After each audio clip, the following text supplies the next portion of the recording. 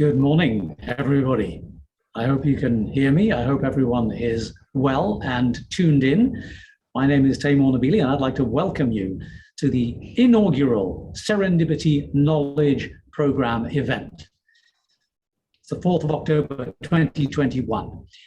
Our agenda today is to consider some of the issues facing Sri Lanka. The Serendipity Knowledge Program is going to be an ongoing development, a series of dialogues and conversations and engagements within the Sri Lanka context to consider some of the issues facing Sri Lanka, the government and the private sector, and bring in some expertise from the Asian Development Bank to help engage and facilitate dialogue and action. In today's event, we're talking about integrated rural development for prosperity. We have a packed program of events. My role today is just to facilitate the process, be the oil between the gears as we move through our speakers and our panels.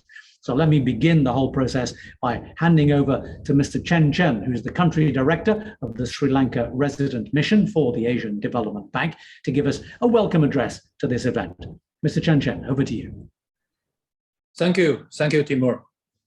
Dr. PB Jayasundara, Secretary to the President of Sri Lanka, Mr. SR Artigala, Secretary to the Treasury, Mr. Bambang Susantono, ADB Vice President for Knowledge Management and Sustainable Development, Mr. Kenichi Yokoyama, ADB Director General for South Asia Department. Friends and colleagues, it's a great pleasure for me to welcome everyone to the inaugural event of the Serendipity Knowledge Program.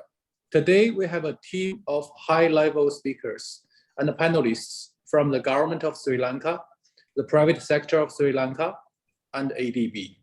This will make today's deliberations insightful and interesting.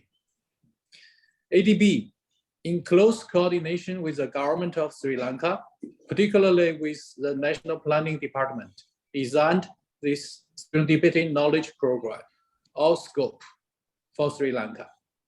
This program is to respond to the knowledge demands of the country and to identify or develop knowledge solutions for Sri Lanka's future development.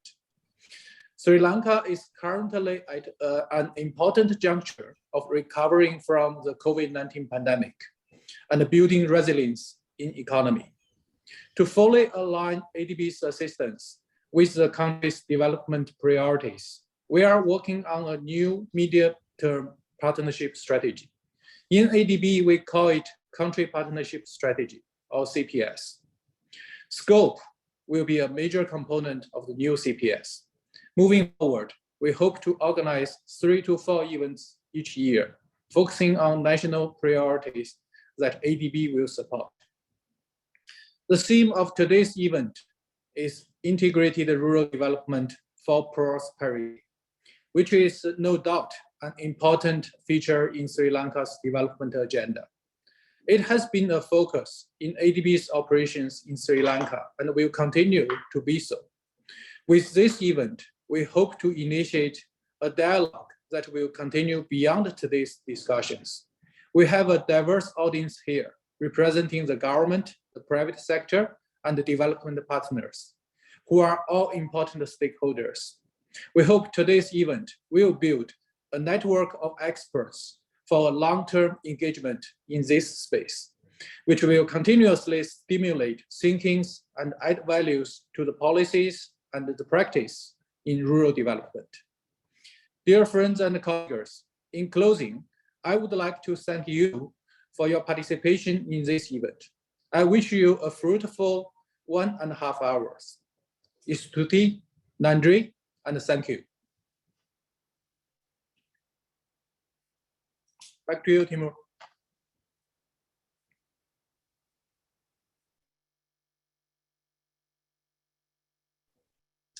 Mr. Chen Chen, thank you very much indeed for your comments. A network for integrated development and the promotion of solutions and activity within Sri Lanka. Let's get a little bit more on the necessity for that agenda. Why do we need integrated solutions for this process, and where can it take us? For a little bit more detail on that, I'd like to welcome to the stage Mr. Bambang Susantono, who's the Vice President for Knowledge Management and Sustainable Development at the Asian Development Bank. Dr. Bambang, over to you. Thank you very much, Timur. A very good day from Manila, the Philippines, to our honorable guests, distinguished panelists, colleagues, ladies and gentlemen. It is my great pleasure to speak at this webinar under the Serendipity Knowledge Program on integrated rural development as part of our Rural Recovery and Resilience webinar series. At ADB, we offer a full spectrum of financing, knowledge, and policy support to implement our Strategy 2030. For knowledge support, ADB approved in March 2021 a new Knowledge Management Action Plan, or KMAP, and for 2021 to 2025, formulated around the three pillars of people and culture, processes and system, and relationship. This KMAP will help transform ADB from knowledge bank to a full-fledged knowledge solutions provider. Our knowledge exchange and learning are layered for better targeting at global, regional, sub-regional, and national levels. Let me just share a few from our many examples. We work globally through the socialprotection.org platform, which brings together social protection experts from across the globe in virtual communities. Regionally, we set up a regional hub to improve domestic resource mobilization, DRM, and tax cooperation through knowledge sharing in response to the COVID-19 crisis and the need for increased fiscal stimulus. As an example of sub-regional contributions, our Southeast Asia Regional Department launched PACER, or the Policy Actions for COVID-19 Recovery Dialogues. The PACER Dialogue series has brought policy experts to share cutting-edge knowledge and best practices. At the national level, we are helping National Economic Development Agency of the Philippines to develop a knowledge management strategy and knowledge management unit to facilitate better sharing of expertise within and across agencies. Sri Lanka, as a middle-income country, has its own specific development needs. As part of the effort to address these needs, ADB has worked closely with our Sri Lankan partners to release and disseminate knowledge products with high policy relevance. Some of the most recent examples are shown here in this slide, and building on such rich experience of cooperation and partnership, we are formally launching with the government a new knowledge program today called the Serendipity Knowledge Program, or SKOP. The SKOP will act as a platform to develop knowledge product and organize knowledge events like this one. It will help us build a strong pipeline of knowledge solutions, which will feed into the preparations of the next ADB Country Partnership Strategy, or CPS, for 2023-2027. As many of you know, the first round of consultations on the new CPS has already started. And as part of the CPS, ADB is also developing the country knowledge plan for Sri Lanka. The first step is to identify the government's knowledge needs and assess what we have learned from our own past knowledge work. This will be mapped out into new CPS priorities. The choice of integrated rural development for prosperity as the theme to kickstart SKOP is more strategic and timely in my view. Some of the challenges faced by the rural areas are shown here in this slide, ranging from limited connectivity, infrastructure, and governance, among others. Although these challenges were already in need of attention before, the onset of the pandemic and the recovery from its effects are adding to the urgency of addressing them. As the world begins to recover, we must ensure that we don't fall into a K-shaped recovery, where stimulus and new opportunities benefit some, but the poor, vulnerable, marginalized, and unconnected suffer. As opposed to the more common V or U, safe recovery, as you can see in this slide, the K represents a possible widening inequality. The upward trajectory represents individual firms, communities, localities, or even countries that are better off because they have direct access to finance, digital technology, or skills. But the downward trajectory represents those that get left out. It is becoming clear that even though the pandemic started as a largely urban problem, the rural area are at high risk of being heavily disadvantaged in the recovery process. This is why we must talk about the promising tools for supporting rural development. Let me discuss 3 knowledge-driven technology solutions that could speed up rural development in Sri Lanka. First, the climate-smart precision agriculture. It is based on how farms use information and communication technology, ICT, through space technology. Farmers can improve crop yields and reduce costs by using information from Internet of Things, IoT device that sense things such as moisture, soil health, and the crop growth. Second, fintech. Fintech can be enabled by remotely monitoring agriculture. Financial institutions use this to make quick credit decisions, standardize financing products, and design low-cost risk management products. This benefits both farmers and the MSME, micro, small, and medium-sized enterprises across the rural ecosystem. Third, there is a rural e-commerce. Greater internet access and better market information are the foundations of e-commerce that can lower input prices and improve realization for farm produce and expand markets. ADB is also setting up a new financing platform called the Innovative Natural Capital Financing Facility. It will provide a mix of private and public capital to projects with strong natural capital components in rural areas. This facility can be especially relevant for Sri Lanka, given its rich natural capital base. The facility has 3 pillars: 1, Natural Capital Lab, 2, Natural Capital Fund, and 3, Marketplace Platform. The lab is designed to be both a real and virtual platform to incubate, accelerate, and expand natural capital investments. It will leverage environmental accounting tools to quantify just how much green agricultural value chains contribute to ecosystem. It also designs payments for ecological services. The aim is to incentivize small farmers to adopt eco-friendly methods and help their financing to be viable. The second pillar is the fund. It co-invests in projects prepared by the lab through a blended finance model. And the third pillar, the marketplace platform, is an e-commerce platform. It monitors progress of natural capital projects and ensures that their milestones and targets are met. Among Sri Lanka's most important natural resources is its marine ecosystem. Oceans can help us address the increasing challenges of food, energy, and health security along with the environment. But today, many marine ecosystems are under threat. In 2019, ADB launched a $5 billion action plan for healthy oceans and sustainable blue economies to boost investment and technical assistance to protect and also to restore oceans in Asia and the Pacific. We plan to work closely with Sri Lanka to integrate ocean and environmental health for investment in fisheries, ports and shipping, sanitation, solid waste management, agriculture, wastewater treatment, and water. It's an upstream to downstream integrated approach. Last month, we made our first blue bonds issuance of $300 million.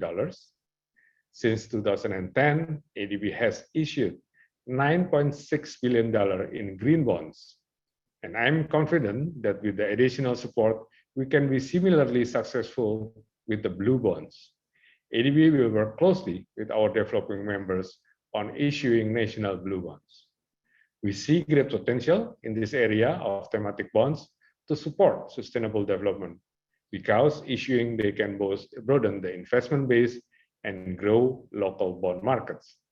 As you can see from this chart, both local currency and foreign currency bond markets in ASEAN have more than doubled over the past 10 years, for example. In conclusions, I believe that increasingly, the value additions of ADB's work with Sri Lanka will hinge on the robustness of our knowledge solutions. The approach of combining knowledge and finance is a pathway toward integrated rural development for prosperity, as we will discuss further in today's sessions. So, we look forward to our continued partnership with Sri Lanka and also looking forward for our fruitful discussions today. Thank you very much, and back to you, Timon. VP Bambang, thank you very much indeed for those comments, and thank you for laying out the foundation for this ongoing Serendipity Knowledge Program that we're launching here today. That is from VP Bambang and from Mr. Chen Chen, is effectively a description of the context and the contribution of the ADB to the ongoing development challenges of Sri Lanka. So now let's get into today's specific program and the integrated rural development for prosperity agenda that we have for you today. And to set the scene and give us the background to all of that, we have a very special guest today to open the session. The subject is the vision for rural development under the government's national policy framework. And to tell us about that is Dr. PB Jayasundara, who's the Secretary to the President of Sri Lanka. Over to you, Secretary.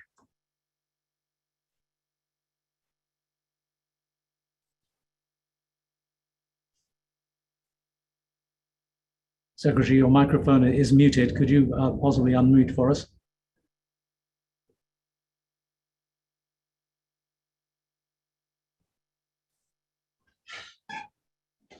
There we go.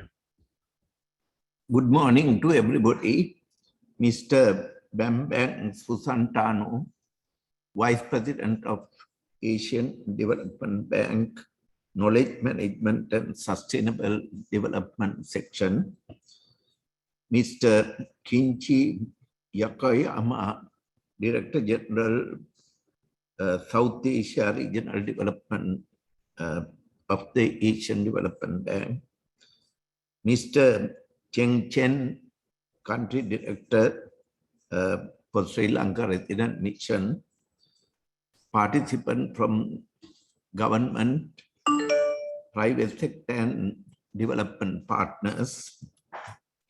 I'm very pleased to deliver this keynote speech at ADB sponsored program on integrated rural development for prosperity with the participation of Mr.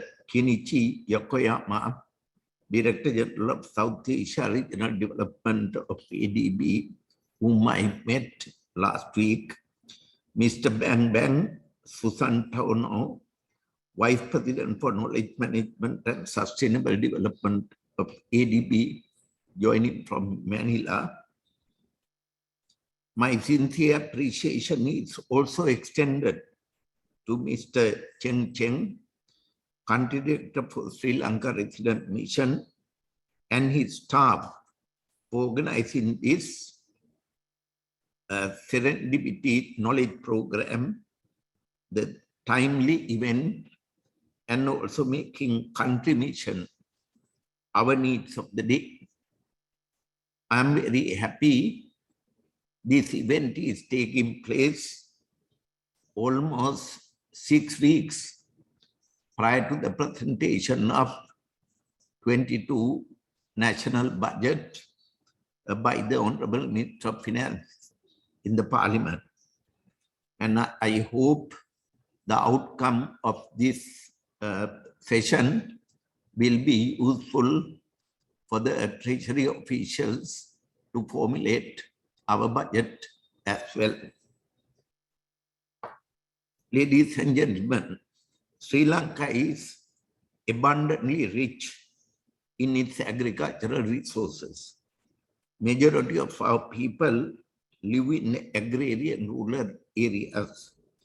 Rural economy landscape provides livelihood for the majority of the people and is the residential base even for the majority working people in urban township.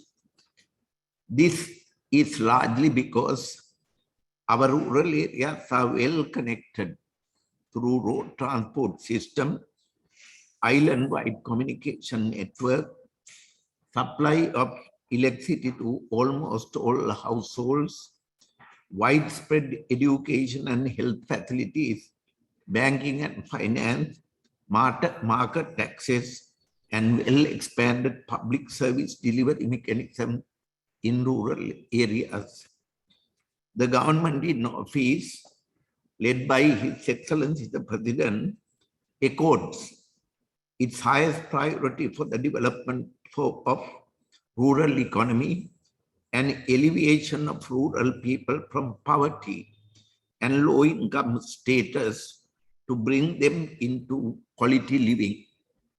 Several cabinet ministries and state ministries have been assigned to be rural-centric. Such allocation of duties and responsibilities reflect an integrated approach to provide infrastructure, human resource development, technology, livelihood, and business development with environment conservation to create sustainable outcomes in poverty alleviation through modernization of agriculture within climate-proof and inclusive strategies.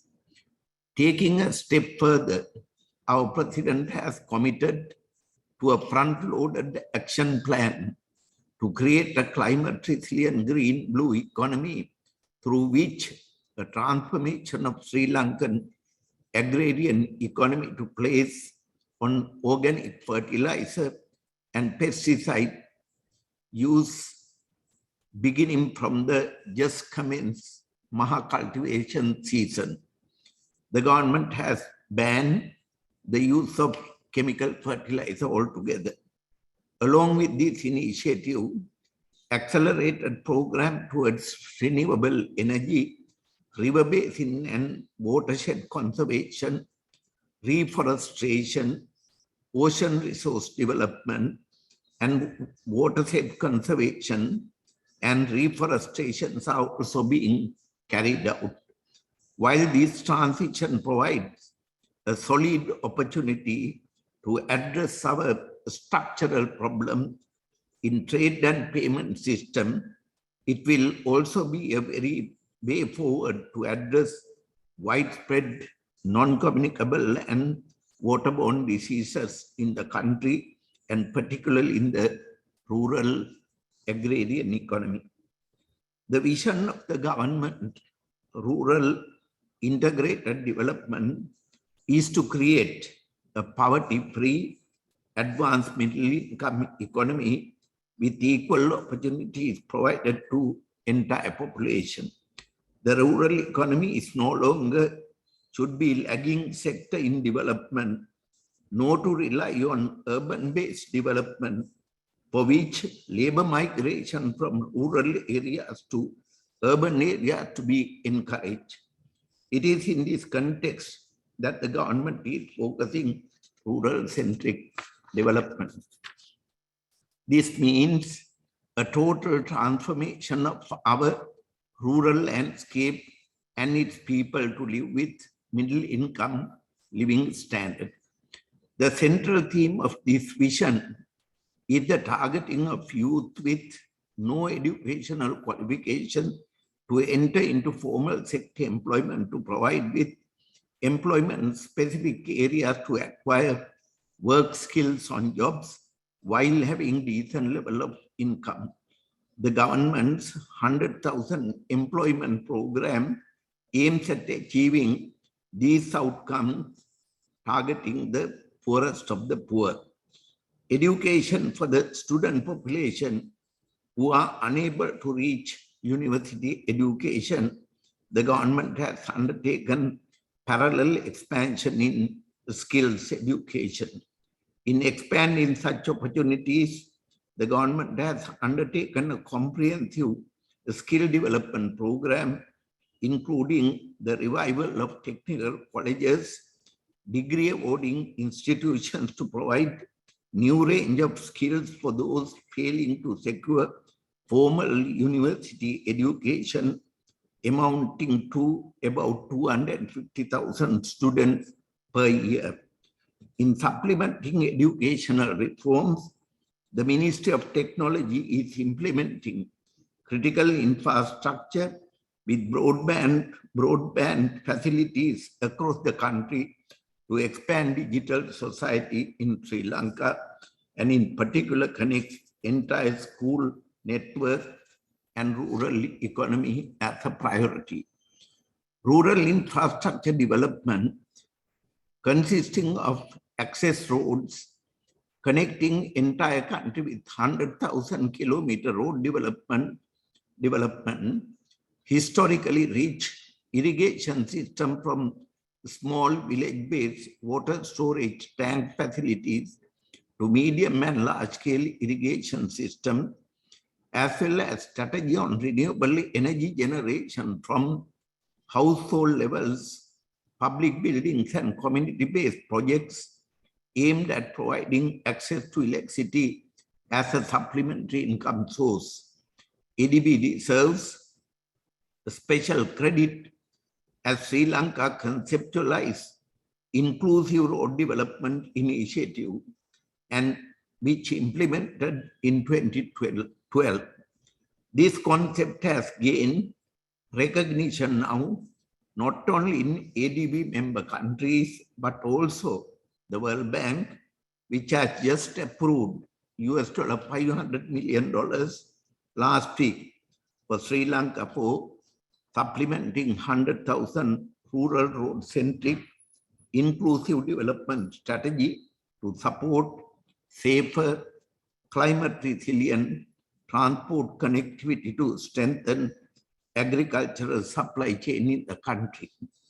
The government vision and its successful strategic approach give due recognition to lay out and enable policy environment to provide opportunity to community-based organization as well as private sector to capitalize such opening through further developing measures to promote access to finance, simplifying taxation, trade and tariff policy environment, and regulatory reforms are also being addressed. In fact, the government has exempted primary agriculture, including plantation, fisheries, and livestock farming to incentivize the production base to go beyond subsistence agriculture through many innovative investments. The major structural issue confronted in the implementation of government policy vision is the perennial problem of tackling non-remunerative producer prices on the one hand and higher consumer prices at market places on the other. While some of the transport, storage, and logistic connected physical facility issues are important, it is necessary to create competitive functioning of the market by reforming oligopolistic market structure that the country is saddled with at present. Let me conclude my speech by reiterating that Sri Lanka has now put a solid vision to attain an inclusive, advanced, middle-income country status with a rapid reduction in poverty and lagging nature of rural development in economic progress.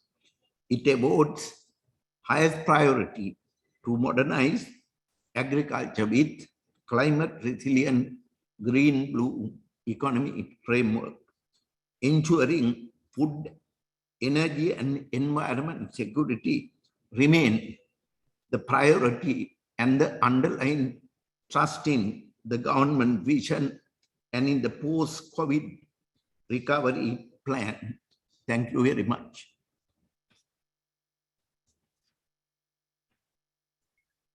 Secretary Jayasundara, thank you very much for your comments and for setting out the scene like that. Please do stay with us though, because we want to include you in the next session of this serendipity event. And that will be a panel discussion, because while Secretary Jayasundara and the previous speakers have laid out the context and the vision for rural development under the government's national policy framework, we want to move now into speaking about more practical things. specifically what needs to happen to realize the vision described. So to do that, we have for you a panel which will include Dr. Jayasundara. Also, I'd like to invite to the session Mr. Kenichi Yokoyama, who's the Director General of the South Asia Regional Department of the ADB. Mr. Aruna Disanayaka is the Secretary at the Ministry of Irrigation in Sri Lanka. And Ms. Samadani Kiruwandeniya is the Managing Director of Sanasa International. And also Mr. Ramesh Shafter, who's the Director of Jana Shakti Group. Our moderator for this session will be Ms. Mia Oka, who's the Director of Agriculture, Natural Resources and Environment Division at the South Asia Department of the ADB. Mia Oka, let me hand it over to you for the panel. Thank you very much, Timo. I hope you can hear.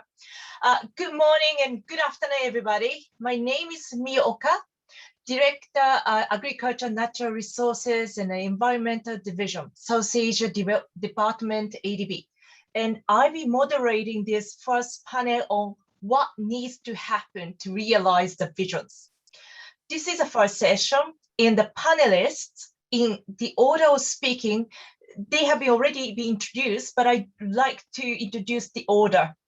Mr. Kenichi Yokoyama first, then Mr. Anura Disanayake second, and third, Ms. Samadani Kiruwandeniya. Fourth, Mr. Ramesh Shafter, and then last but not least, Dr. PB Jayasundara. Before we begin, I have a few housekeeping notes. Participants, listeners, if you have any questions for the panelists, or would you like to raise your observations, please use the chat feature of the Zoom webinar. And each panelist today will have about 3 to 4 minutes to share their observations first. We hold questions from the participants until the end of the session, and I will then read questions out loud for the presenters or the panelists to answer, if time permits. Due to time constraint, I regret to inform already that we won't be able to take up all questions and comments. In such case, I'd strongly encourage to follow our future discussions related to preparation of ADB's country partnership strategy for Sri Lanka. We'll periodically hold similar events. Now, let's please welcome our first panelist, Mr. Kenichi Yokoyama, DG ADB. I understand that he has an extensive experience in water resource sector for more than 30 years.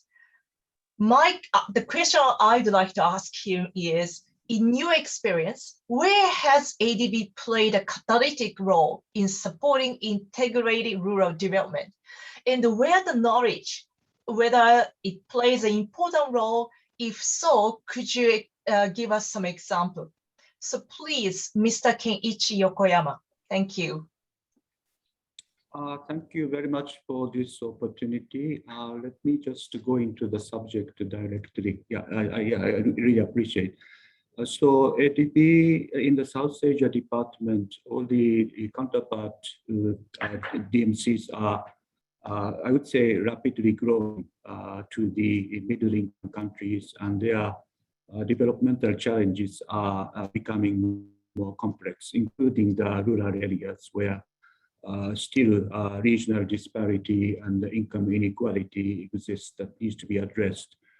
ADB's approach has always been, in this MIC environment, we are pretty much advocating kind of establishing exemplary practices in the developmental process, and also looking at more and more programs of transformative initiatives. So in a sense, in Sri Lanka, we are glad that we are engaged in the Mahaveri water development. And since from the past, we had been engaged in this coastal resource management, as well as the participatory irrigation and integrating agriculture value chains. So this is something that we have been advocating across the countries, say, looking at the upstream knowledge works. Like I remember in case of Nepal, we supported the government to prepare the comprehensive agricultural development strategy on the basis of which high priority programs are identified and moved ahead. In Bangladesh, we have been very actively supporting rural roads and then integrated water resource management, climate change adaptation. There we have been quite successful in developing the water use management associations and bringing them to undertake various income-generating agricultural activities linking up to the value chains. So in India, also participatory irrigation in Chhattisgarh, Odisha, and but I think the approach we have been increasingly adapting is linking our priority programs with our upstream strategic works. So in the context of Sri Lanka, I understand now the country needs to have a very much balanced regional development, integrating rural and urban areas. So probably this CPS provides a very good opportunity to undertake upstream agriculture, natural resource management strategy, and undertaking clear, assessment of the developmental paths. What are the latent sort of, industries, be agriculture, commodities. So I think rural areas, ecotourism also has a huge potential for develop, and lots of agri-products, agro-industries have opportunities to grow. So probably we should really support also work with the government to undertake the developmental strategy, identifying latent opportunities to commodities and industries, and undertake sort of value chain development. As Dr. Jayasundara mentioned, we need to look at the whole value chain and see where the opportunities exist to tap such a great opportunity. So we'll be happy to work by undertaking a lot of knowledge work. And I think, as Vic mentioned, this agri-tech, fintech, and this e-commerce also provides extremely useful opportunities. I understand, Mio, you have been pursuing this subject in India, Maharashtra, and Telangana. So we will definitely apply such opportunities, and we also look forward to undertake the engagements in this Blue Ocean initiative in Sri Lanka. So thank you. Thank you, Mr. Yokoyama. Then let me turn to our second panelist, Mr. Anura Disanayake, who has been a long-standing public official and has held a wide range of public positions from divisional secretary to up to secretary of a key cabinet ministry. In your view, what administrative level is the most important to ensure effective integrated rural development? And then what do you see as, from your experience, the critical role of the government? Please, Mr. Disanayake, thank you. Good morning, and first of all, let me thank ADB for creating this opportunity, and also to thank Asian Development Bank for supporting Sri Lanka's largest climate resilient and integrated rural development initiative of the government, the Mahaveli Water Security Investment Program, which covers approximately 5 provinces out of 9 provinces in the country. You are the largest stakeholder investor on this key integrated rural development program of the country. And to ask you a specific question, being a divisional secretary, district level and national level for last 30 years of my experience, the rural development initiatives have to be relooked. Not only describing, handing over to only to divisional level. I strongly believe there should be a 3-tier mechanism have to be implemented. One is the interministerial and national level public-private type of intervention, including all the key stakeholder ministries responsible on agriculture, rural development, road, education, and water management, etc., chaired by the President Secretary. And monthly meetings should be conducted on particular area of intervention of the geography. And then the district level should be doing the coordination. There are 25 administrative districts in our country, and this particular tie should represent the district level public, private, and CBOs, the community-based organizations, and environmental concerned bodies, to ensure that particular intervention is well covered and monitoring part. And then the implementation unit, the divisional secretariat level, that also should be led by the community-based organizations and public-private involvement with a clear agenda, with a specific timeline, with clear outcomes. So this is the way which should be remodel the intervention in any future investments. And to ask you a second part of the question, what is the role of the government on rural development? Where are we good at? In fact, this is where we are missing the most of the opportunities. Sometimes we try to think that we are the sole responsible institution to carry out from A to Z. But I believe the government role should be to provide infrastructural support and then cross-border supporting systems and policy guidelines, and of course providing the education of primary, secondary, and vocational. And let the private sector and the community to take over the balanced part of the capital, that is physical, financial, and social capital should be managed by the other stakeholders. And we should not give the least priority on the natural capital. We all know that it is a multi-ethnic environment with a small nation with large population. The environment is integral part of our thing. So cross-border water transfers and all these things are much sensitive things to be addressed. So the government role is have to be clearly understood, and this is somewhat happening. But I think we should strengthen further. Thank you. Thank you very much, sir. So let me turn to seek views from grassroots experts. Ms. Samadanie Kiriwandenia, Managing Director, Sanasa International. You have been involved in directly providing microfinance to rural communities. So what do you see the strengths of such institutions, as Secretary mentioned before? And can such primary societies play a more active role in promoting integrated rural development? Now, I'd like to hear your view. Thank you. Thank you very much. Thank you, ADB, for inviting me to share some of the opinions. I think at the very first introduction, I would like to correct the way that you introduced me. I do not represent the private sector. I think there is there's a gap in the way that the entire integrated rural development and the way forward for the country is understood and framed.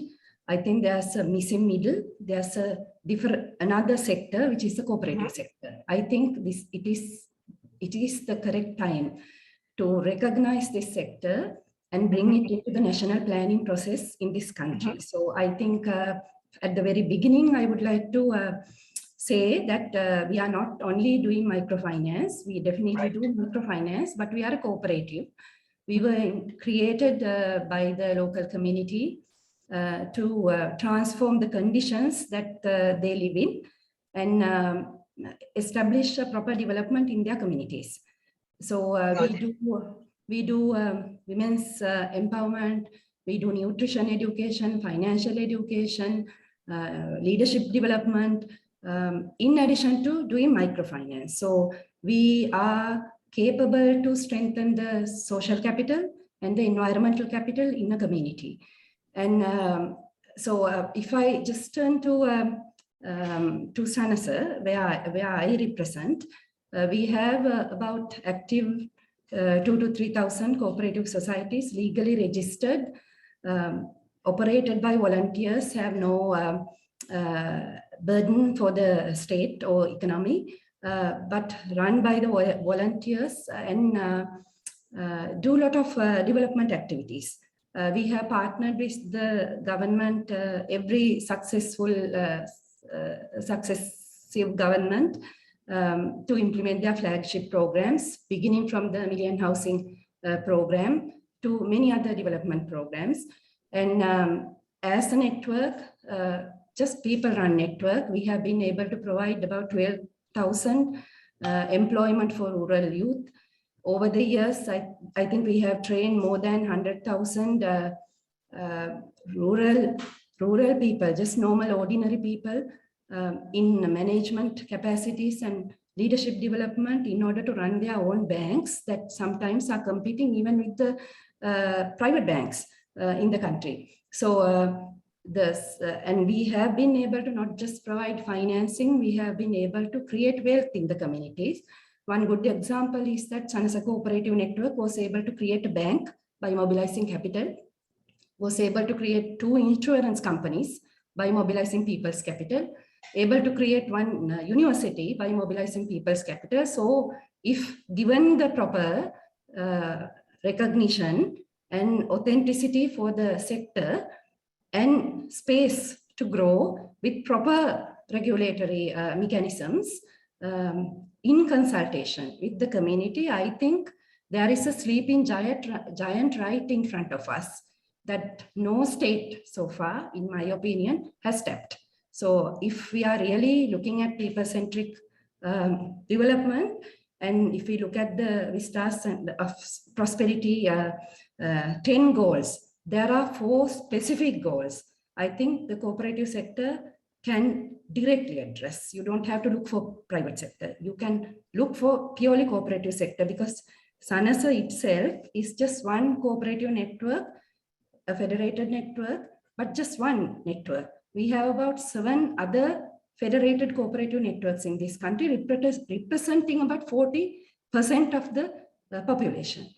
And Sanasa alone, at any given in any given year, I think we invest about 12 billion money into the development processes of the rural economy. So, and we are just a small cooperative network, but there are the multipurpose cooperatives and other cooperatives. So I think if this industry is recognized as a people with people's ownership, not with state ownership or with political ownership, I think there is a potential to achieve a people-centric development and support the state. So so to answer your question, of course, we can do much more. Thank you very much. I feel very encouraged to hear this, and then look forward to closely working with you. Thank you. Okay, then I'd like to hear from Mr. Ramesh Shefter, who have also held the senior management positions in the corporate sector, and also have been on the board of 2 prominent non-governmental organizations, namely Habitat for Humanity and World Vision. And have you experienced the blending of these 2, where the corporate sector has worked with NGOs to achieve certain developmental outcomes? And could you also elaborate how this collaboration can be made successful and sustainable? We are very much interested, because we're always looking into collaboration between those 2 actors. Thank you. Thank you, Mio. And firstly, thank you to the ADB and all of those behind the scenes for facilitating this session and for inviting me to be part of this distinguished panel.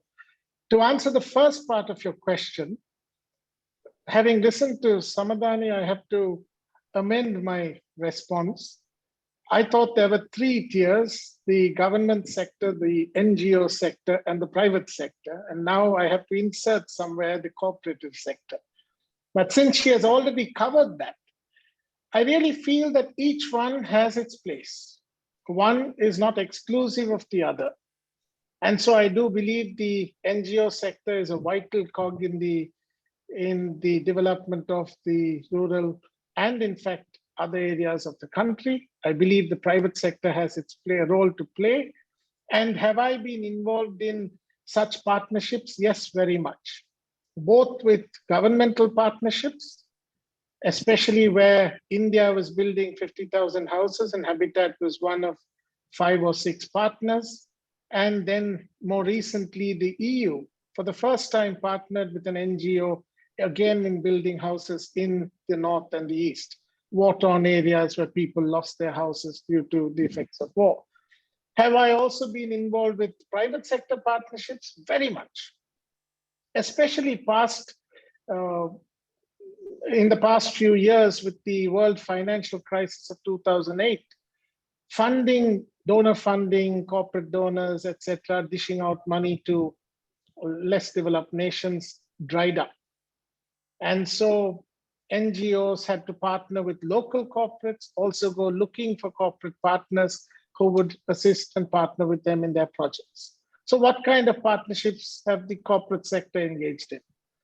They've mostly been involved with clean water, providing preschool education, providing nutrition, and all of those where they come into a gap, they step into a gap. And yes, while we have the government ministries that engage in the larger scale projects, at rural level, at village level, cleaning a well, and I know that one of those projects involved cleaning 100 wells. Those 100 wells served really marginalized communities, and they do have a role to come in there. We have partnered with dairy companies which have engaged in livestock development at a micro level, teaching someone to take care of a cow and then provide that milk, and also provide the structures to perhaps buy back that milk, so that you're creating an economic avenue which is sustainable. So these partnerships have been very successful. Why do I say they're successful? I think the corporate sector holds NGOs accountable. It improves their efficiency. When it is donor funding and the donor doesn't worry too much, there can be a tendency to be lax. There can be a tendency to be less efficient. And I've seen a transition in the last 10 years, especially where NGOs have had to be driven by efficiency, held accountable by the corporate sector. Corporate sector no longer wants to dish out money. They want to be a part of it. I have seen situations where the staff of the corporate partner at the ground level, they go on house bills or they go to work with children. They take a week to go and teach children. Even if it's a little bit, they feel very much a part of it. And so that has really helped the journey. I remember when the LSE group, London Stock Exchange group, came into Sri Lanka and acquired a software developer. One of the first things they did was engage in rebuilding Sri Lanka by doing their part, building houses. Not just building houses. Some of these come with the demand for sustainable building materials, transforming the way in which these things are done. Home gardens, which help the family to survive, improve their nutrition levels. So there's a lot that has been done. There's a lot to be done. And I think, as I said at the beginning, each one has a role to play. The government as much as an NGO, and now the cooperatives, we're told, and the private sector. I think each one is on this journey together. It's not working in silos. The lines have been blurred somewhat in terms of what you can partnership in and partnership with. And I think that's a good thing. That's really helped the journey over the last 10 years that I have been involved in the NGO sector. Not just Habitat and World Vision, but every one of those non-governmental organizations. Their motive is not profit, but the donors want efficiency. And I think that's a win-win. And we can see the results at ground level. We can see the measurement of malnutrition levels, and that has improved substantially over the years. I was involved in a World Food Program project where they measured malnutrition across the island. And in one district, it was 47% stunted growth and incorrect weight levels. And that has changed drastically. And we can see that journey. We can see Sri Lanka improving. And I think everyone has their role to play.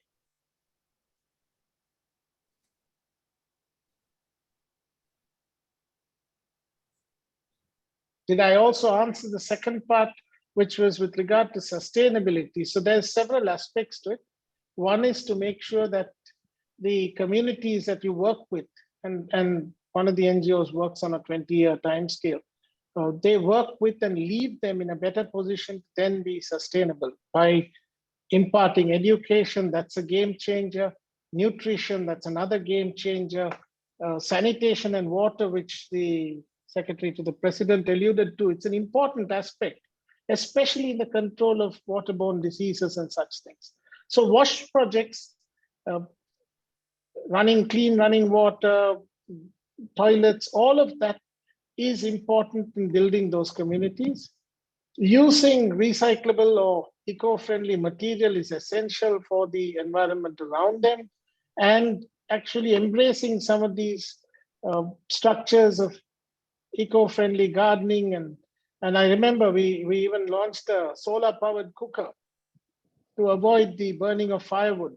All of those contribute to the ongoing sustainability and also economic prosperity at ground level.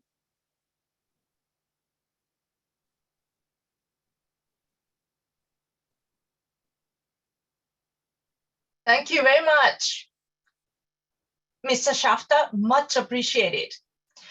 Lastly, I'd like Dr. PB Jayasundara, Secretary to the President, to provide his observations on what has been said and highlighted by the previous panelists.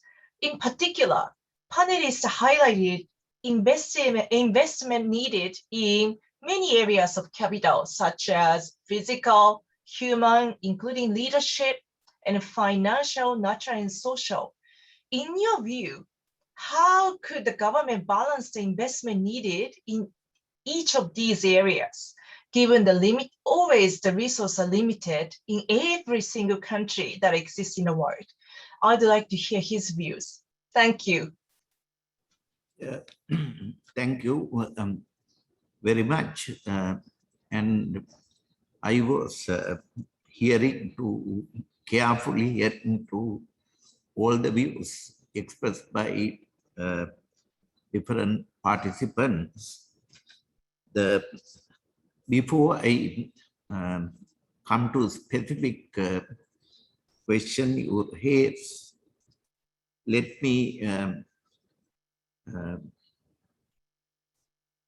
state that based on my long-standing experience in public life, getting engaged in many private sector development, plus many development partner strategy formulation, world has come to a particular stage now. And the message that I get, markets have failed, private sector has not lived up to the expectation of what the market reformists expected. NGO has crossed the borders beyond what the NGOs were supposed to undertake. Cooperative system has broken down, particularly in a country where we had a rich cooperative network, which was much more powerful than private sector and NGOs. And then we ultimately get to the government and the public sector, where ultimate contingent liability falls on the government. In this context, I basically expect we all have to open our eyes, and instead of using generics, we have to get to country specifics. Now, in the country specific approach, policy should be country owned. It should be country respected. It should be through a fairly consultative groups. Traditionally, development lenders and the international organization do not like to lend outside the formal sector.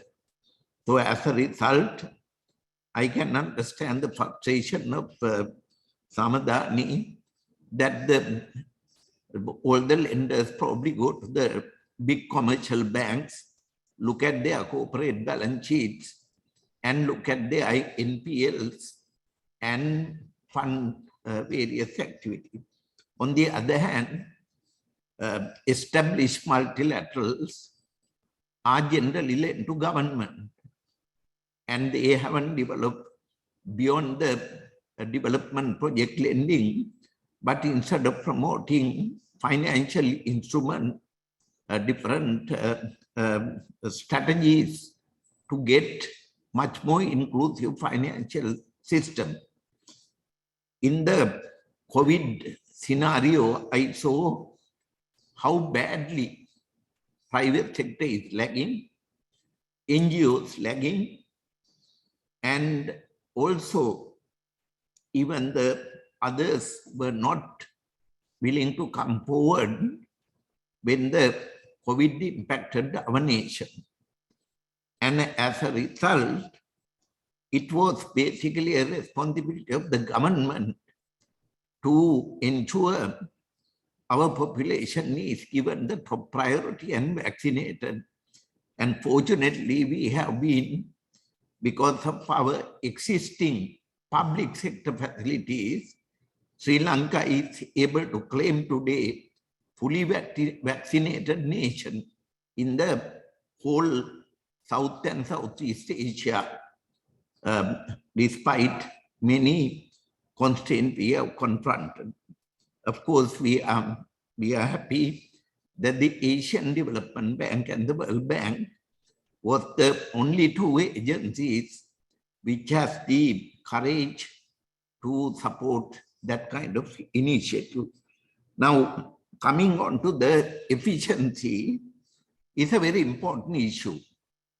Efficiency depends on many aspects.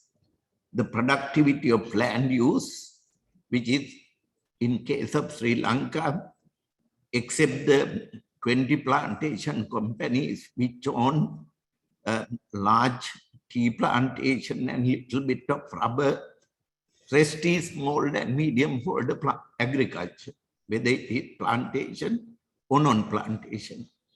Now, second, productivity in cultivation practices.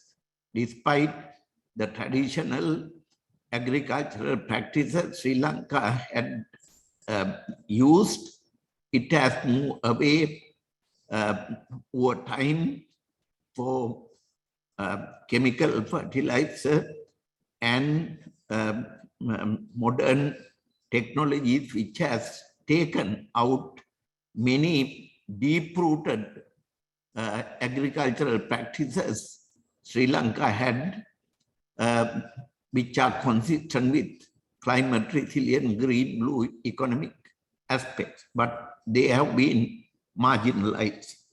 Then pre and post-harvest technologies still being talked, but there may be few success stories, but largely in all our part of the world and in Sri Lanka, pre-harvest losses and post-harvest losses are so huge, and we are measuring the productivity of farmers.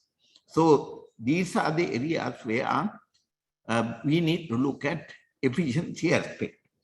Now, coming on to all these things, public investment is very critical. Not only public investment, public policy and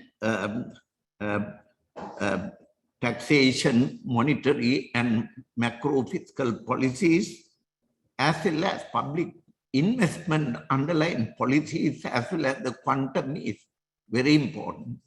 Now in Sri Lanka, we have at the moment a total investment is around, on average, around 35% of GDP.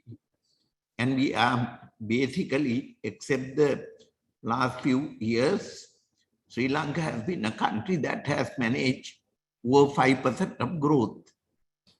Now, Public investment in this whole macro figure is 5% of GDP. And we never had the blessing of FDI more than 1% on average. So if you take this, you will see domestic private investment in Sri Lanka is almost 30% of GDP, and which has been resilient, but which has not been complemented. And we have over-relied on one or two aspects of investment. So as a result, we see if we have to gain efficiency, we have to totally re-engineer the country's approach to development.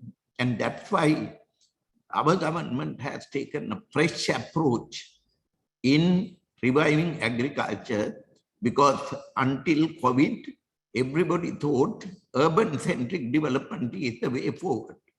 Now people recognize agriculture is fundamental, not only for food security, environmental security, and as well as for all other sustainable aspects of development. Agriculture is so important to alleviate poverty. Agriculture is so important to create value chain business activities. We have been talking export development. Export development, unless connect with the value chain to the agricultural base, particularly as somebody mentioned about ocean resources. Sri Lanka is one country where blue economy is more richer than the green economy. And these resources are the ones we have to tap. So in that context, I think very crucial that these aspects are addressed. Coming on to your question, how do we balance? Balancing all these things, there are certain elements where public sector had to assume a responsibility. But in doing that, this government in particular has drawn the line that large commercial nature public investment should not be part of government expenditure. It should be shifted to private sector. That's why we have shifted the loan-centric, loan-based, foreign loan-based projects from many countries to foreign direct investment. Colombo Port, one of the largest investment that has taken place now. Similarly, logistic parks, similarly, LNG power plants, similarly, expressways are no longer part of public investment. It should be private investment. But for us to go to certain aspects of public private investment, even for indirect investment, we need the support from the multilaterals, particularly agencies like ADB World Bank, for guarantees, for taking certain shares, certain rating arrangements, etc., are part of it. Now coming on to green blue economy, I was encouraged that ADB has already raised sovereign blue bonds, and instead of having this traditional bond market reliance for financing public expenditure, country needs now this sort of instrument, and we are trying to develop those things. I'm also happy ADB has started guaranteeing some of the public cooperation to raise money from the capital market. I am surprised that the top class banks in Sri Lanka still haven't been able to tap any of these resources. So we clearly see the structural reforms required in the banking and financial system, rather than simply being happy that we have access to finance. Now, in the case of microfinance, the question you referred, we have also a government microfinance called Samurdhi, which has gone to every village. It has developed a huge community savings. public funds are being basically converted into their saving. They have their own insurance system. They have their own credit arrangements. And these sort of things have come in, but hardly these institutions, these micro, small and medium sector is in the big development stories are marginalized. So that's why we in our strategy vision try to get all these sectors into an inclusive approach, because talking inclusive development has been there for last 10, 15 years. I have seen this sort of development literature from everywhere. But what matters is post-COVID recovery need to be developed on the basis of sustainability, of environmentally sustainable. It should be sustainable financially. It should be sustainable in terms of external and internal macro picture. So in that background, I think the resource mix depends which one has better comparative advantage to other. And I hope the way the World Bank and the ADB has come forward, these agencies will also have a fresh approach to development, fresh thinking, rely on new generation experts, not only all the time of the people who have been advising throughout these agencies. The countries need new thinking, and therefore we invite those people. In fact, I was explaining to Director General of Southeast Asia when he came, ADB has given a world-class model in Sri Lanka in developing a private-public partnership in placing Colombo Port as a world-class international port. Today, that port, because of the ADB funded the hardcore investment, and then we encourage large FDIs, that investment of $300 million from ADB and maybe about $75 million from the government. Today we have attracted over $2 billion worth of international largest investors from India, China, Europe, and all these people to operate competitive terminals. Now, I told the Director General, based on that experience, go to Mahavali. And because there is a huge commercial land area where private sector can come for the modern agricultural economy, which can link most of the supply chain activities with the rural agriculture. But they need the hardcore investment, and the hardcore investment should come like the port terminals we develop. So even inclusive road development projects, which ADB celebrate today, was conceptualized here.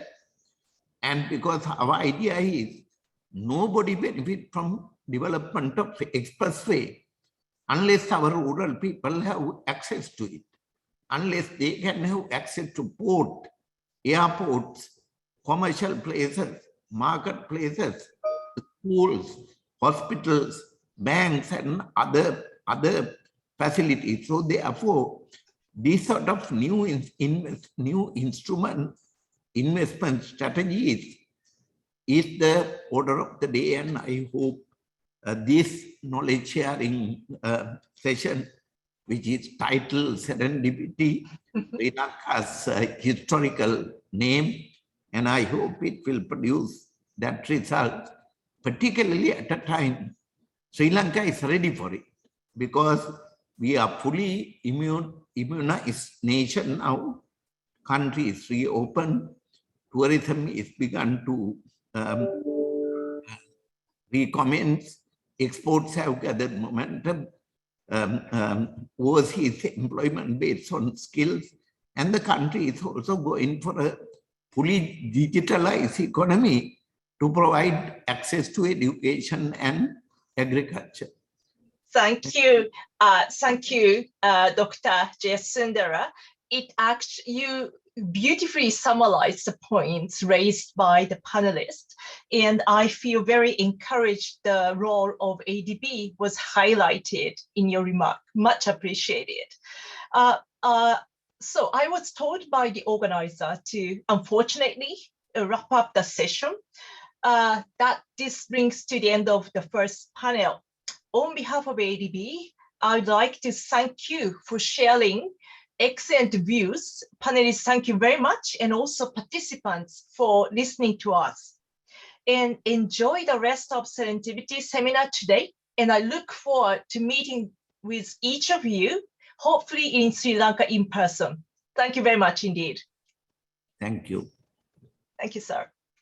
Mia, thank you very much. And panelists, thank you all for your insightful contributions and your suggestions as to how we can begin to realize the visions that this panel was set up for. Let's extend that conversation now a little bit further. Let's talk about possible practical solutions and give some examples of things that have worked in the Sri Lanka context and efforts that haven't.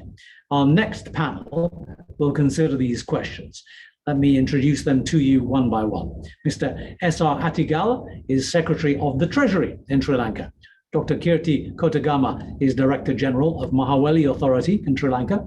Mr. Ching Feng Zhang is Chief of Rural Development and Food Security Agriculture Thematic Group, Sustainable Development and Climate Change Department of the ADB.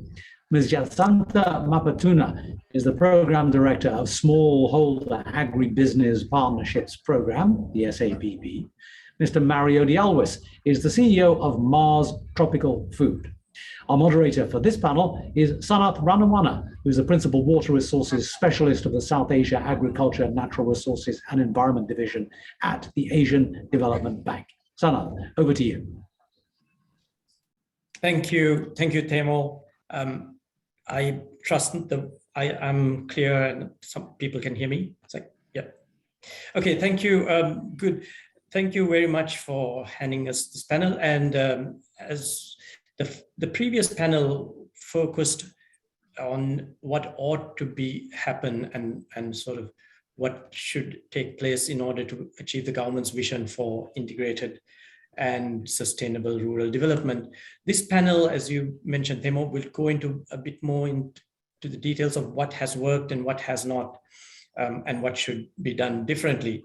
I mean, integrated rural development is not something new and not a new concept to Sri Lanka. There have been numerous integrated rural development projects by many development partners and strongly supported by the governments, different successive governments. There have also been national flagship programs. One that comes to mind to many people would be the President Premadasa's Gammudava program, which was also centrally an integrated rural development program.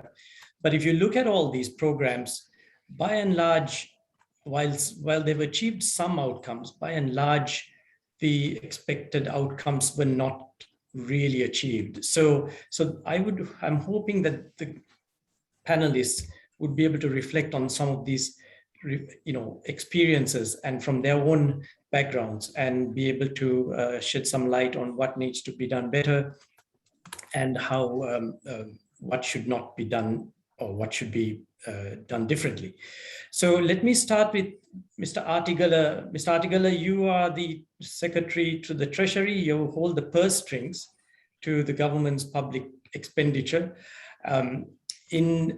And you've just heard also from, as we've just heard from Dr. PB Jayasundara, he in his opening remarks, he mentioned that he hopes that this event and similar sort of ideas will somehow go into contribute into how the next budget will be developed and what might appear in the next budget.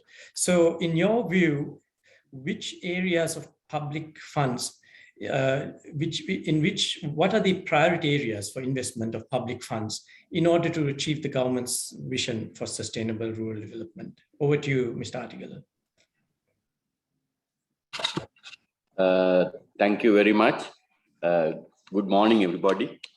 I think as elaborated by Dr. Jayasundara, the government vision, the document, that's Vistas of Prosperity, is centric in the economic development policy of this country. So the purse strings, as you say, is dependent on the national budget and the ensuing policy framework. And if one looks at the budget 2021, you will notice that this is well reflected. And in fact, we have allocated resources accordingly to, that is, government's main thrust areas, as Dr. Jayasundara touched along these lines, that is water for all, 100,000 kilometer road network rehabilitation, irrigation, and ensuring the education and health facilities are better accessed by the rural population. I would say almost 70% of the capital expenditure is in the areas I noted. We must also keep in mind that almost about 60 to 65% or 70% of the population are still in the rural areas. Perhaps the question is then, how does it fit in with the larger macroeconomic expectations which we are working with? May it be the management of fiscal space, the external sector, or the financial sector stability. The fact is, all of these factors are anchored around growth. Therefore, in picking the investments too, you will notice that the funds are allocated to create the enabling environment for growth. These investments will enable the rural markets to be connected to marketplaces, both domestic and foreign. In fact, I must say that due to the policy decisions taken to curtail the import of various agricultural products that recent past, the rural sector has been able to find a better price for their product in the domestic markets, while their vegetables and fruits are now accessing the export market. So you must agree that for a rural product to reach a foreign market, it is definitely this investment that helps. So the purse, while it's limited, being used carefully to support a major part of the economy that we believe will bring greater value. So that's my first intervention. So we can move forward with that. Thank you very much, Mr. Artigal. I think you've articulated the priorities of the government's in terms of public spending. We'll come back to you. There was actually a question that came up in the previous panel, and it was to one of the panelists there. But let me ask it from you as a quick follow-up. If you were to prioritize public spending in one area that would support rural development, what area would that be?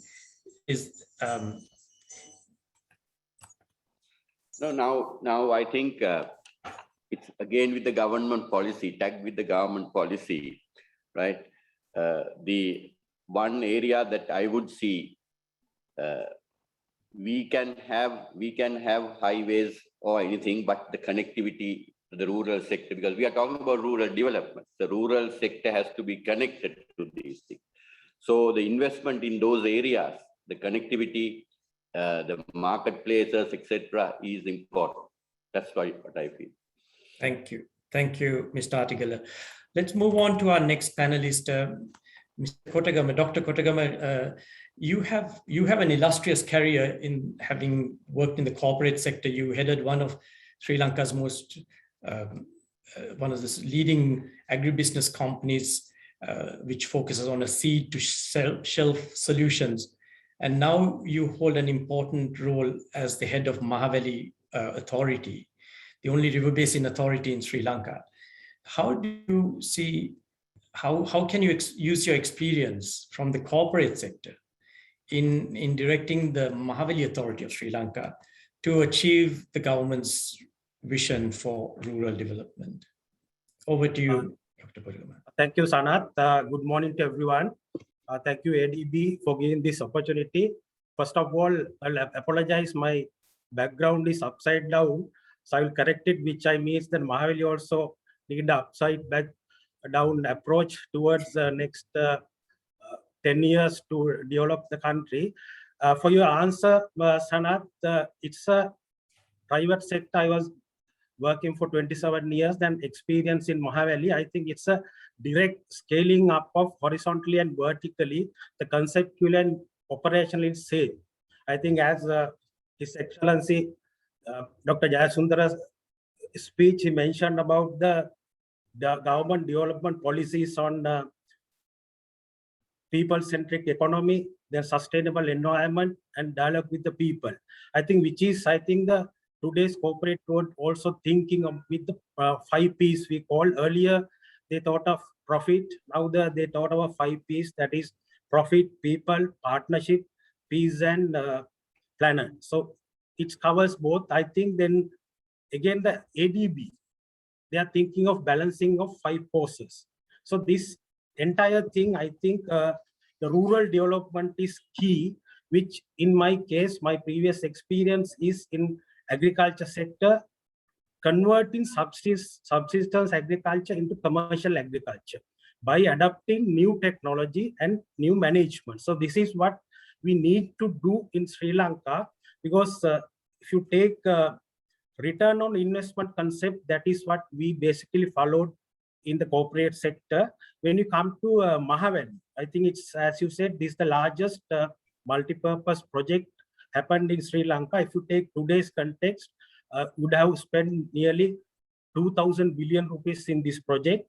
The objectives of that project, first of course, we wanted to get more lands and be secured in food security by adding lands, which we have, I think, rice we have now self-sufficient. Energy, yes, we have planned for 450 megawatts. Now we are doing 800.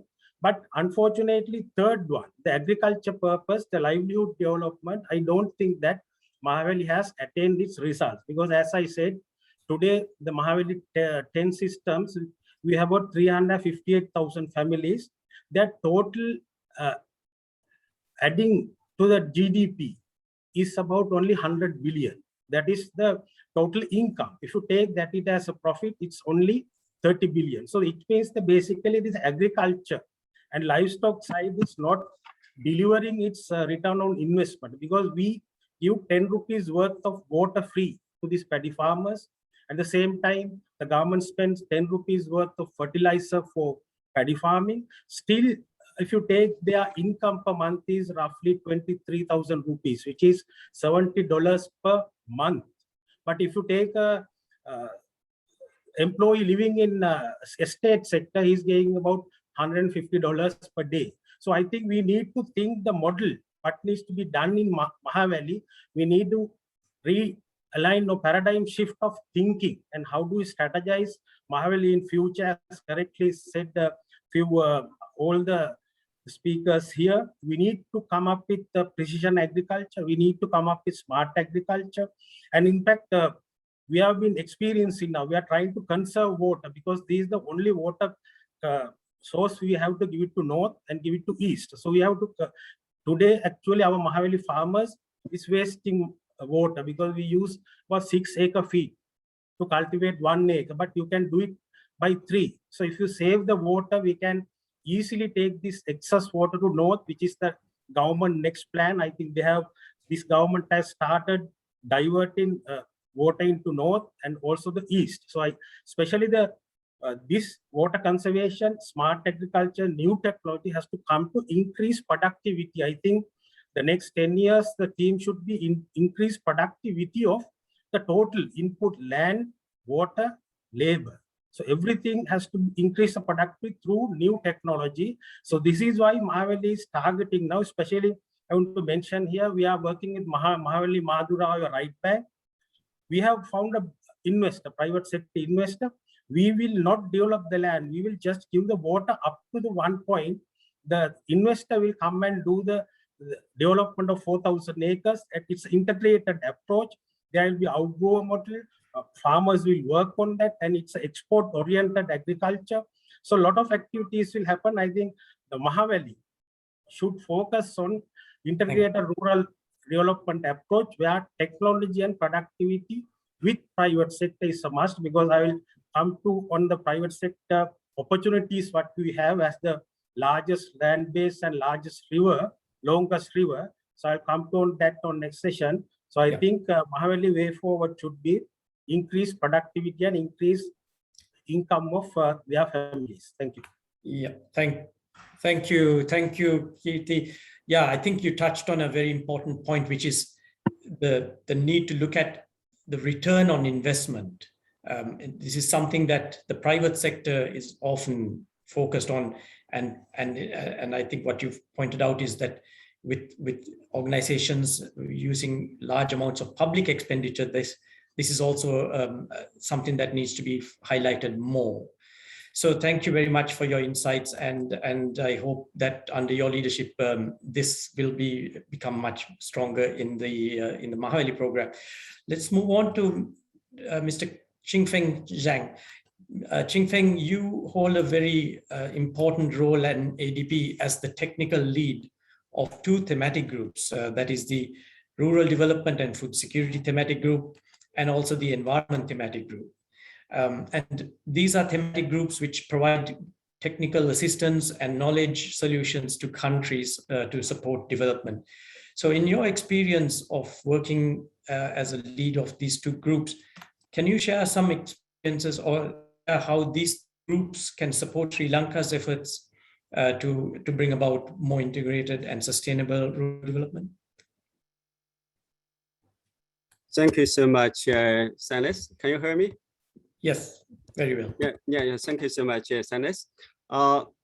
Yeah, before I start my key points, I want to congratulate one of the key participants from Sri Lanka for this new model of the rural development. I just want to share the recent UN report just feature the Sri Lanka rural development as the key development model.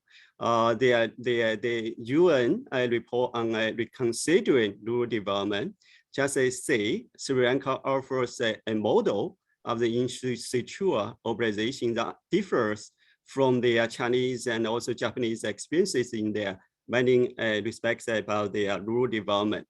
Sri Lanka achieved up middle income status with this type of the new model without their dramatic urbanization. Right now, the urbanization rate at less than 20%. This later urban rural disparity. By the same time, we also avoid this vast rural urban migration.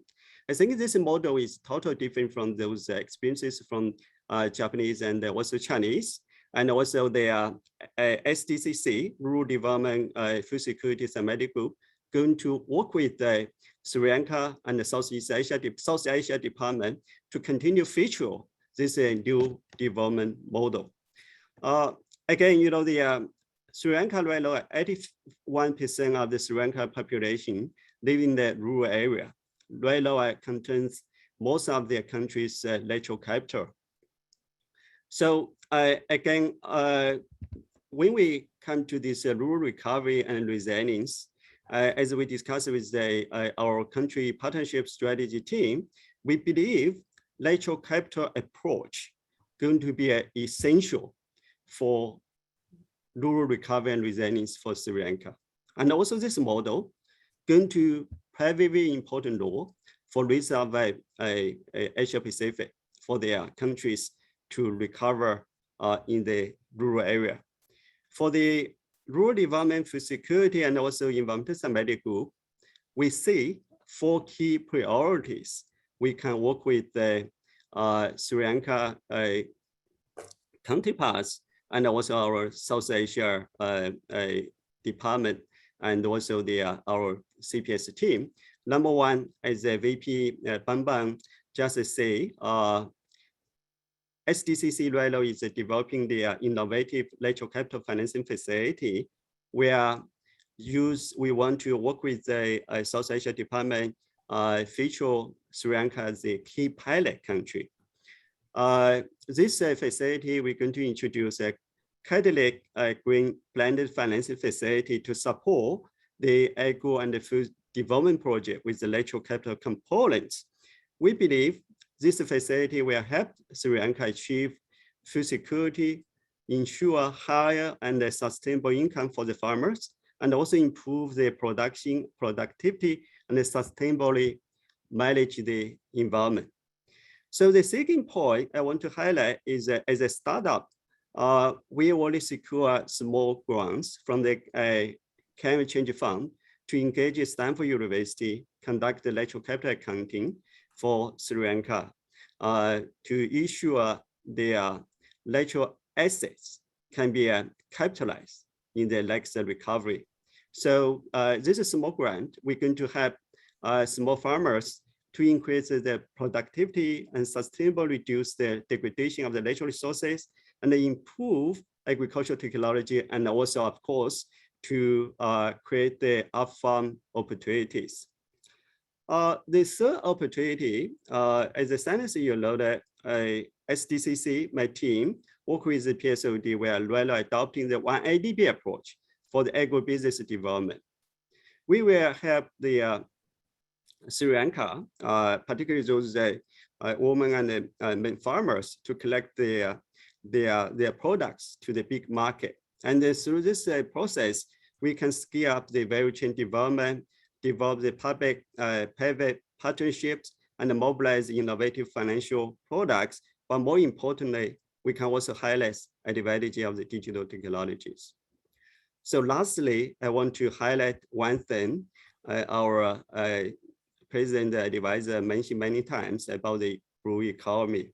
As a VP, Bambang already mentioned it, SDCC, my team, Environmental Summit Group, just launched their Blue Bond. And then we also have their regional technical assistance on marine plastic pollution, which was already engaged our Sri Lanka counterpart. So we believe through this Blue Bond and also the regional technical assistance, we definitely have the opportunity to support the blue economy in Sri Lanka and support the health ocean, and also enhance the capacity of the Sri Lanka's National Aquatic Research Agency. So probably let me stop here, and then I wait for the further discussions. Thank you so much, Saneth. Thank you, Ching-Feng. You touched on a topic which is very much at the heart of Sri Lanka, which is the important natural capital resource base that Sri Lanka has. And I think it also resonated with the opening remarks made by Dr. Jayasundara when he talked about the vision for a climate resilient and blue-green economy in Sri Lanka. And he also mentioned later on that Sri Lanka is now looking for innovative financing options to leverage natural capital assets. So this is an area that I think is Sri Lanka and other middle-income countries like Sri Lanka are really ready for. And I think this is an area that ADB can support very strongly. So thank you very much, Ching-Feng. Let me turn now to Ms. Yasanta. Yasanta, you control or you manage a very important program which focuses on smallholder farmers and agricultural entrepreneurs. And as many speakers have also highlighted before you, agriculture is really the cornerstone of any integrated rural development initiative or effort.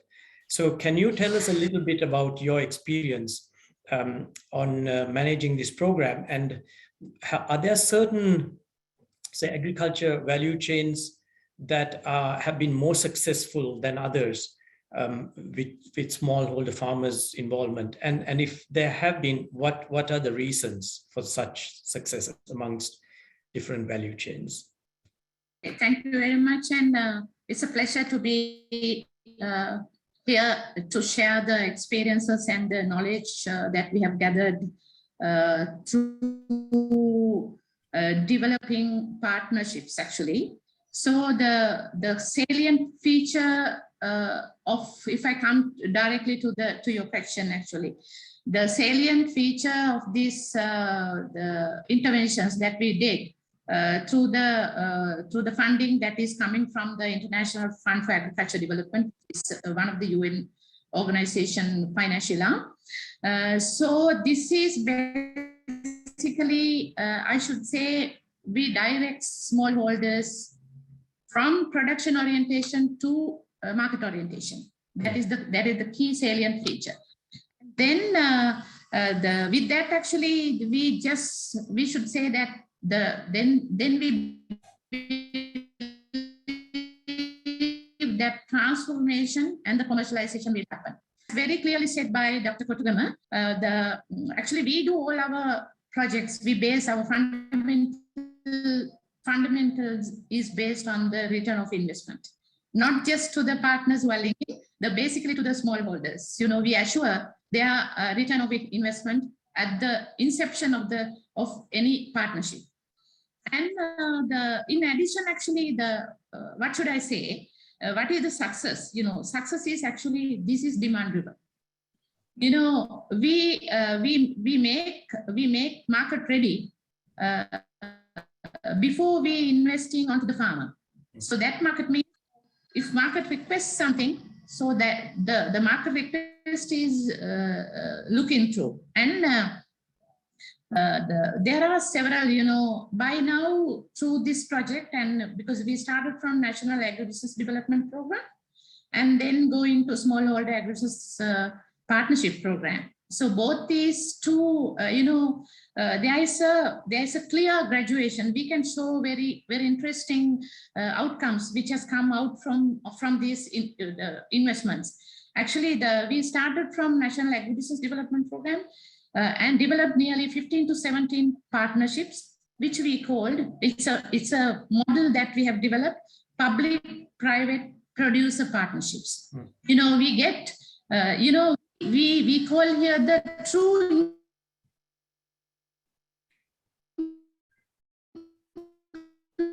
inclusiveness. You know, we have been talking elevation and but we talk in this integration and inclusion for many years, several years. But in this project, we have shown very clearly the inclusion and integration of partners together. And at the initiation of the project, actually, develop any partnership, we look into it in a value chain concept, not in any other. We are looking into what are the bottlenecks remaining in the total value chain. When we map it in the total value chain, where the bottlenecks. So we try, the flexibility is there in my project. So flexibility is there. We try our best to support whatever the highest priority bottlenecks in the value chain, and to give the complete inclusiveness to the project, whatever the project. So by now we have developed nearly 50 such partnerships with almost all private sector partners are working with us, and majority of that is on dairy. So it is in different sectors: dairy, fruit and vegetables, the OFC crops, and then tubers, spices, and in addition, we are working on other crops such as sugarcane, the kitul, the totally export-oriented floriculture, and moringa, like that. But I should say, out of 50, about 2-3 maybe I can say that there were interruptions, but all other partnerships that we have developed based on the principles which I have been discussing now, based on the principles, actually all are in a success mode. And we see in agriculture normally the return of investment is lying 22, 25. Sometimes in some projects where you get export agriculture, it goes into even 40% of return of investment, even more than. And in dairy in these days, it's one of the lucrative, has become one of the lucrative business, because government, public money has invested a lot in the infrastructure processing facilities and everything. And because of that, actually there is a huge demand for liquid milk. And simply because of that, because I can see in dairy sector and in the poultry sector, the government just facilitates and regulate they are just doing the regulatory mechanism, is handling the regulatory mechanism, but not going to do business. I see. So to me, actually, the project which I'm handling and the examples that I can show adequate and enough. So what we did, we took over the part of, our role is to facilitate, to make sure the business players will handle their duty. And whenever there is a need, and through this, we provide the on-farm development assistance. First, we provide the on-farm development assistance, and then actually, we never neglect the promoters as well. So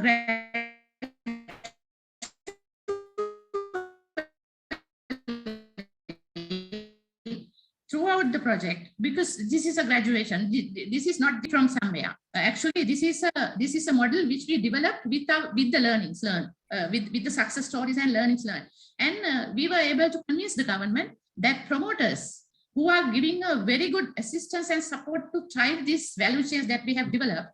So we got the approval from the government to invest public money even on the promoters as well. Thank you. Actually, yes, thank you very much. And we are hopelessly behind schedule, so I need to move on. But I'm really tempted to ask you one question. I think you highlighted two things. One was the fact that your whole program is based on demand-driven approach, which I think is one of the ingredients for success on any kind of value chain programs. The other thing which I noted was when you talked about the dairy industry, you mentioned that the government's role had been limited to regulatory only, and also largely to setting regulations, and therefore there was space for producers and others to step in. So those are very interesting observations from your side. But can I just quickly ask you, you mentioned that wherever you find bottlenecks, you try to step in and support such bottlenecks. Could you very quickly tell us very briefly what are some of those key bottlenecks that you encountered? I can even come next. Yeah, I can even come next actually. Okay, let's do that. That is finances required for enterprises. Yeah. And then the other one is the service, the rural level service sector needs, services needs for technology interaction, maintenance, support, machineries at that level. So it is very rare in our country. So we go deep into that level and try to provide assistance and to develop entrepreneurs at the field level to support the farmers to maintain their machineries, whichever provided by the service providers of the sector. I see. Thank you, Jayasundara. And I think this is an excellent segue to our next panelist, Mario. Mario, you started a food processing business from scratch, and it's now a reputed, internationally known food chain or food, what do you call it, condiments and food products chain, Mars Tropical Fruits. So can you reflect on your journey? What were some of the success factors, and how do you think your initiative has benefited the community around you? And if you were to do things differently again, what would you change? Thank you, Sanath, and good morning, everybody. Well, if you take the time that we started business, I think it was very similar to the current situation. We were starting the ethnic issue up in the north, and there was fighting, the economy was dropping and things like that. And what I was seeing is the produce brought out of the Mahaveli scheme. Farmers were standing on the roadside with gunny bags of produce, waiting for lorry drivers to pick it up, sometimes even CTV buses, because they were the informal transporters of produce into the urban areas. And I sort of identified here was a possibility. We were losing out on other areas of business, but when we drove down to Galnava, Migalnava, and those areas, there was produce all over. But this was, the prices were very bad. They were very informal, the way business was happening and things like that. So we started this food business. And now we operate in 3 districts, up in the north, in Kilinochchi, in Dambulla still, and Dambulla and Matale, and we also work in the Gampaha district with the coconut products. And what we basically like to be thought of as people who connect Sri Lankan farmers to urban and international markets. So we play a intermediary role. And I think the small and medium scale business sector, especially in the food area, can play this role, can continue to play this role. And it's not only the fact that we build our businesses, but when we are out there, we see firsthand and we also experience the needs from the farm gate to everybody else. I also remembered in very early days when we won a presidential award for exports and we went to town, everybody was talking about it. They said, our company, you all got an award. So we suddenly realized that we were not on our own, that we were a part of the community. And they felt proud of that achievement. And so that is the thing that spurred us to go and invest in other districts as well. And you see, another incident that took place was, I remember in '97, they were asking for ideas for the budget and things like that. And after seeing all this stuff on the roadside, I told that time director of agriculture, sir, why don't we, find a place, a trading place, so that all this stuff can be go there and how it can be traded. And at the same time, the prices will improve. And I think he took that message to that time secretary, who is now our president's secretary. And we have the Dambulla market. And it's one of the best agribusiness projects in this country. It has facilitated such a trading flow and empowered so many farmers. But now we come to today's concept. I heard our secretary telling us that we need to rethink. And even things like Dambulla market, yes, we need to rethink. Just imagine thousands of people bringing produce into the market and thousands of traders taking produce back into the country with the pandemic going on. So there is a need to digitize. Maybe you can place your orders from where you are, and transport can be containerized, or we can then use the railway to carry things like that, so that you don't have people coming in and out of trading flows. So that's one of the ways that I think the business community can contribute towards rural development. We have 25 districts. If we had more and more business people going out into those districts, actually working, and they are able to translate the needs or the language of the rural people into commercial reality and it out and partner the government and multilateral agencies into making them into projects that are needed and that would be successful and also sustainable. That would be what the rural people would expect business community who come into their areas to do.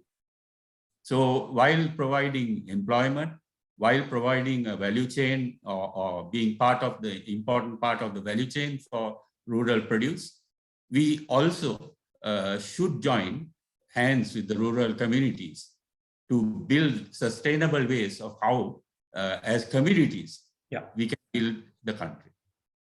Right. Thank you.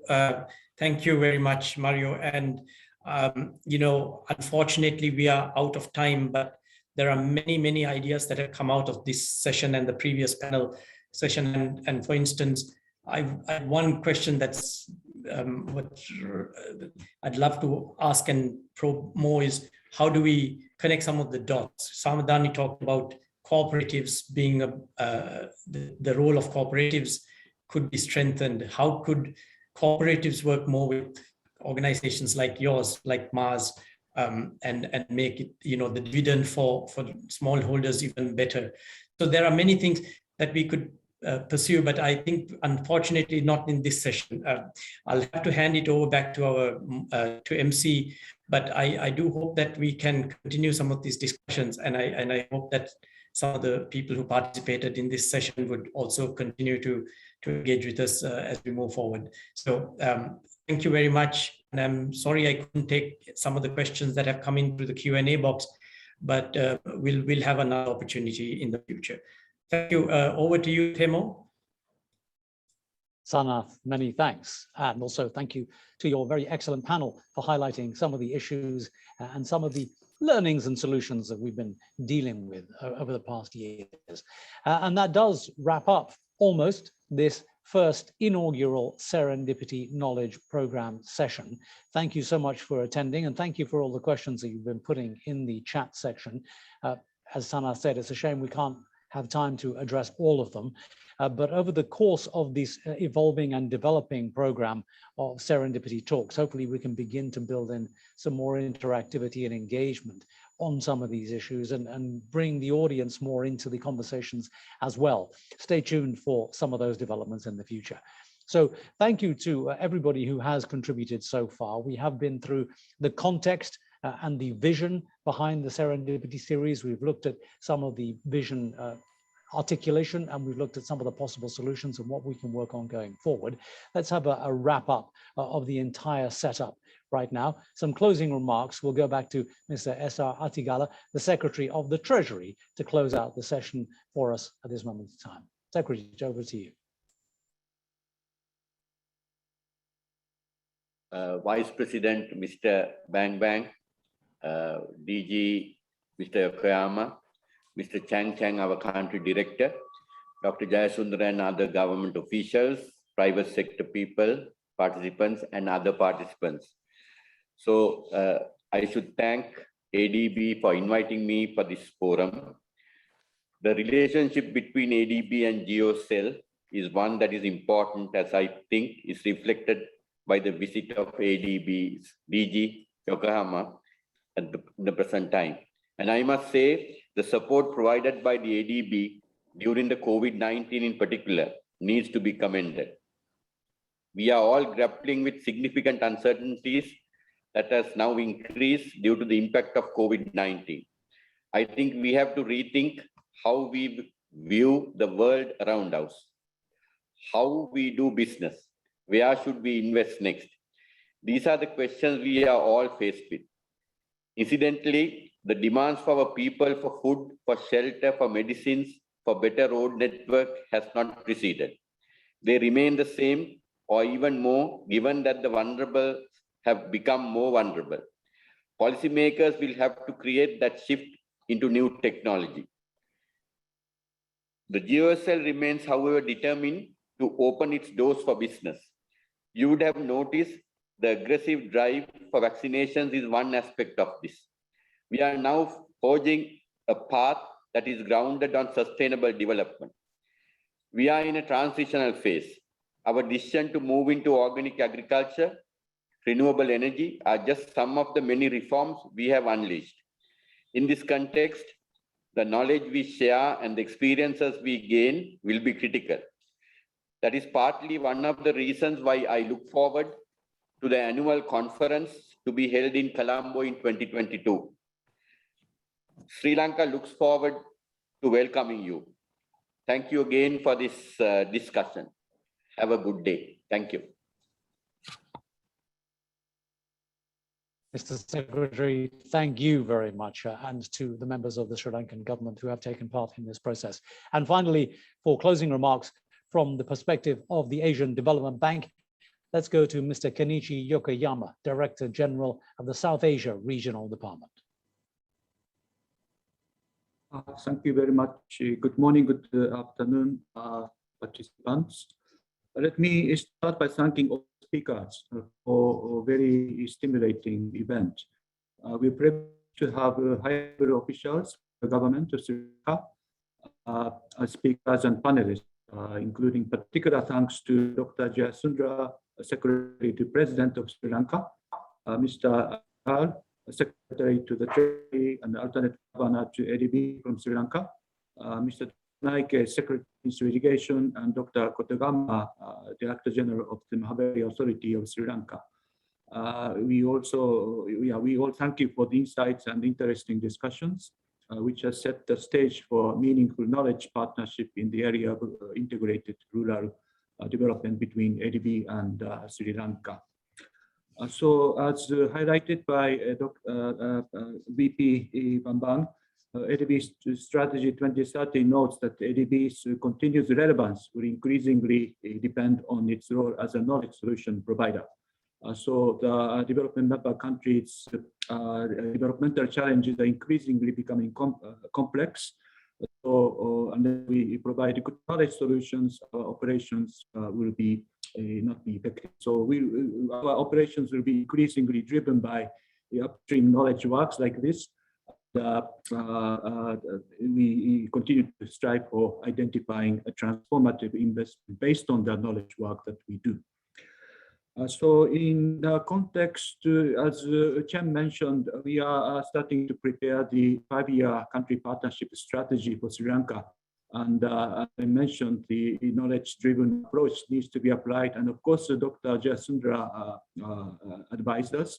These knowledge solutions and the strategic perspectives need to be driven by the government and owned by the government and led by the government. And our role is really facilitating this process.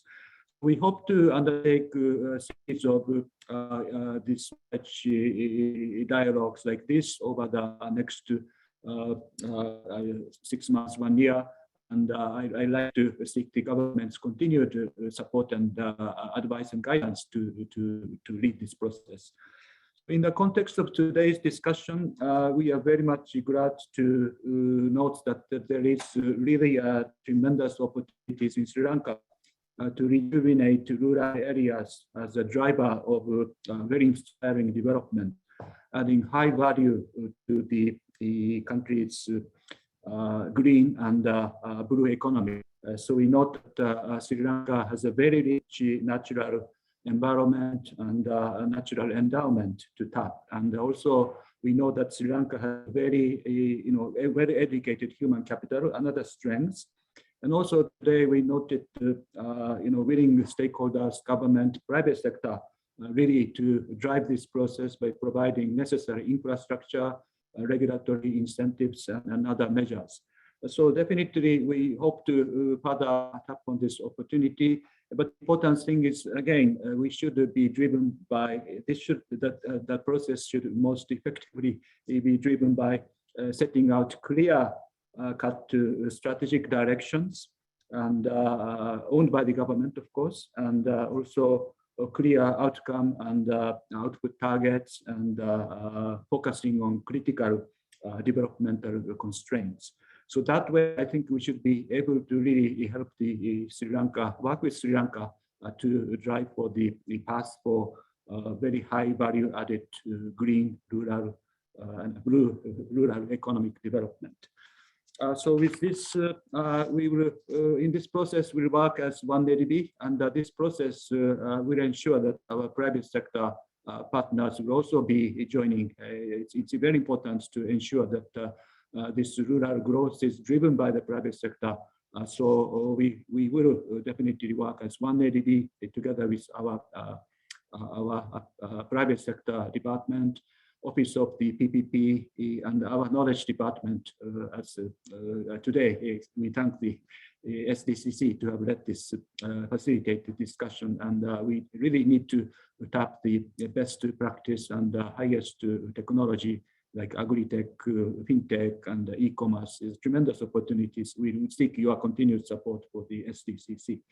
So finally, with this, I thank all the participants for all this interest shown in this event and for their participation and contributions. We'll further develop these directions of the rural economic development.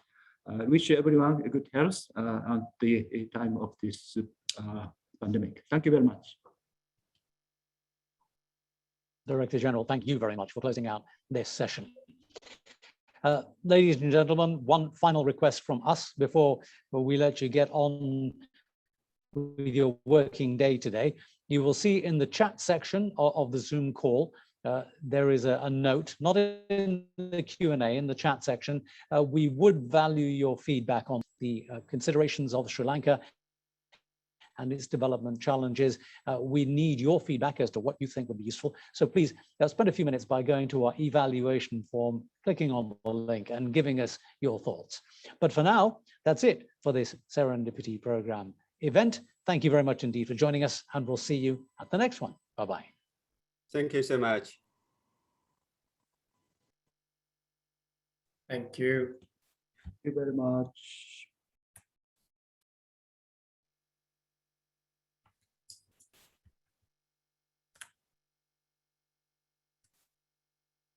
Very much.